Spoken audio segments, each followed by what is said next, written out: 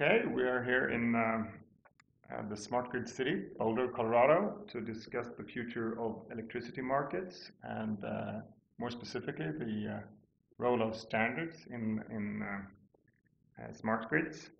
And I'm here with George Arnold, who's the National Coordinator for Smart Grids. He's with the National Institute of Standards and Technology and been given the task to coordinate the effort to achieve standardization and standards for interoperability and other things that may be instrumental for the development of the smart grid. Ajit Jaokar, who is the founder of Futuretext and also co-editor at talkstandards.com, is from the UK, and Kevin Doran, who is a senior research fellow at the Center for Energy and Environmental Security here at the University of Colorado, and also a scholar and researcher in the field of smart grids. So welcome to this discussion. Thanks, Mattias. I thought I would start with a question for you, George. This is related to a very, very basic issue, and that is, why do we really need a smart grid? Well, the short answer is to deal with climate change and to meet our energy needs for the future. And, specifically, in the U.S., we have a need to increase our use of renewable energy and deal with the variability that comes with that. Because the level of automation in today's grid is about where the telephone system was 30 years ago, consumers have no data on their energy usage. It's very difficult for them to be incented to reduce energy usage, so providing IT to make that possible, and to prepare the grid to deal with electric vehicles, which is part of our strategy to reduce our dependence on oil.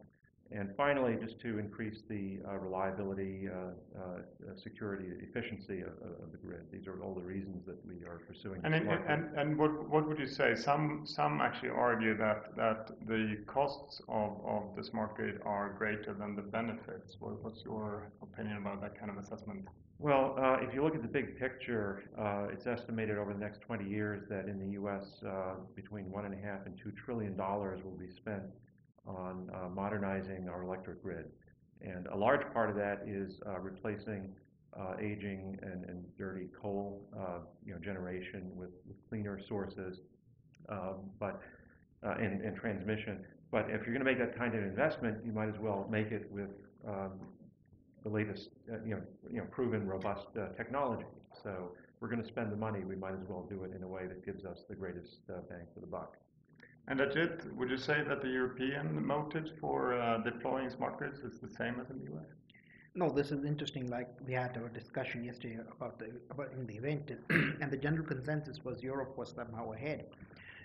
In my view, I don't see that. I see that perhaps the biggest differences are that yes, there is a perception of reducing fuel consumption, the green energy, and also dependence, reducing interdependence on outside fuels to Europe.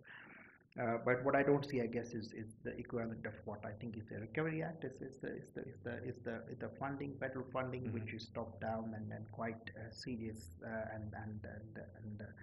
and the motivation to change, as you see in the US, which we don't see so much in Europe, perhaps.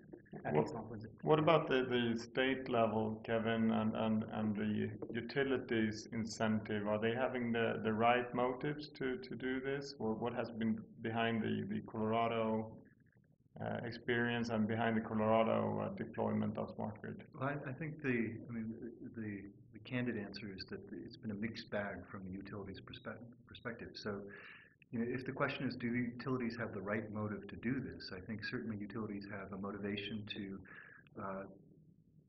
design a system that enables them to do peak load shaving and load optimization on their end, and that's certainly true. And so you've seen a lot of utilities take that direction. But the truth is that there's a huge X factor when it comes to the smart grid, and that's on the consumer side. And utilities, I think, have understandably fumbled around the edges when it comes to understanding the consumer, because smart grid is itself a very nascent idea. And the consumer is a big X factor when it comes to understanding the extent to which consumers are going to respond to feedback signals over time. There isn't a whole lot of direct social science literature that addresses that question. So I think to some extent utilities understand the value proposition of smart grid, and they are rolling out, especially with federal support, AMI and other kinds of smart grid deployments. But nobody quite fully understands the value proposition of smart grid because we are all figuring out as we go. And in terms of turning to back to the U.S., George, the smart grid became a political priority for the Obama administration, and the NIST was given a role in this process. But in terms of the background here, the Obama administration clearly made this a political priority. Was that based on some sort of exaggerated hopes of what the smart grid can deliver? No, actually, I mean, it is a key priority of the Obama administration's energy plan, but the smart grid initiative was actually started under the Bush administration, so it's always had very strong bipartisan support, and it's recognized that this is one of the key ways that we can become more efficient, use less energy. We use way more energy than we should.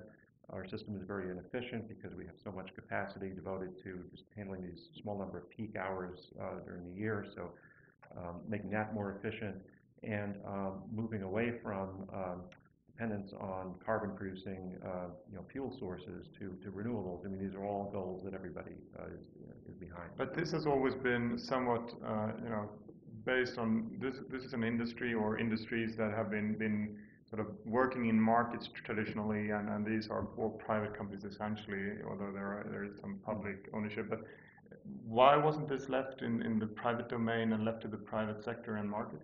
Well, in the U.S., we have about 3,200 electric utilities of various types. Some of them are investor-owned utilities. Others are municipal utilities. There are even most of the land area in the U.S. is covered by rural cooperatives, which are privately owned systems. So to get these 3,200 systems to move away from this patchwork of proprietary things to a more interoperable system based on standards really requires a strong degree of coordination, and with an infrastructure that's large and distributed, that coordination can only be done by the government. And in terms of the role given to NIST in this process, what are the key priorities for NIST? What would you like to see happening in the near future? Mm-hmm. Well, I mean, NIST's role is not to write the standards. That's done by a collection of standards development organizations like IEC, IEEE, and many others. NIST's role is to bring all of the stakeholders together to define what requirements need to be met to achieve our future vision of the smart grid, and to work out getting the standards bodies to produce standards that meet those requirements. Our goals are really to deal with a set of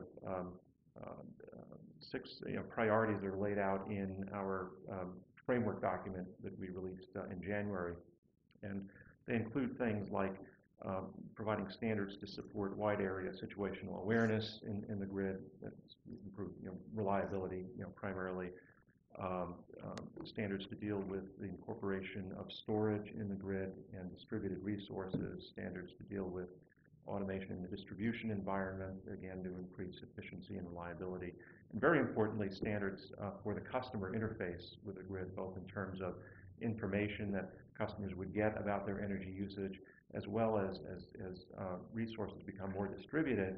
The grid is going to need information about what distributed resources are available on the grid and so forth. So in addition to that, we have some, cross-cutting issues that are top priorities for us. One is cybersecurity.